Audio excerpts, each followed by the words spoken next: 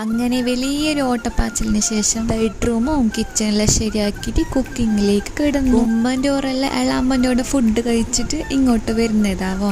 അപ്പൊ സ്നാക്സ് അല്ലേ നല്ലത്, അസർക്ക് സ്നാക്സ് തന്നെയല്ലേ നല്ലത്. സാധാരണ ഇങ്ങനെ ആരും വരുന്ന ചെല്ലുമ്പോൾ ഞാൻ പുറത്ത് വാങ്ങിപ്പിക്കാറുള്ളത്. പക്ഷെ ഇത്തവണ കളി മാറി, നമ്മൾ എന്നെ ഉണ്ടാക്കാൻ വിചാരിച്ചു. കൂട്ടിനിതാ ജസീറും അയ്യക്ക് രണ്ടാളും പണി തുടങ്ങി. ഞാൻ മുട്ട വേവിച്ചു, ജസീർ അതിനുള്ള മസാല ഉണ്ടാക്കി തന്നു, സെറ്റാക്കി തന്നു.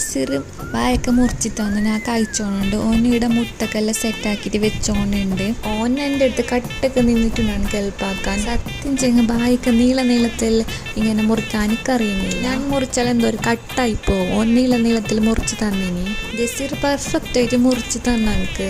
അത് മാത്രല്ല മുട്ട മസാല ആക്കിയത് ഭയങ്കര ഒന്നാം തരം ടേസ്റ്റ് ആയിരുന്നു. മാഷാ അല്ലാഹ്. ഞാൻ തിളച്ച എണ്ണക്കും ബായ്ക്ക് മുട്ടയും ഇട്ടു, അത് ഞാൻ ചെയ്തു. ഉമ്മയും ഓരെല്ലാവരും എത്താനായി. അപ്പൊ നെക്സ്റ്റ് ഷോർട്സിൽ കാണാം. ബൈ.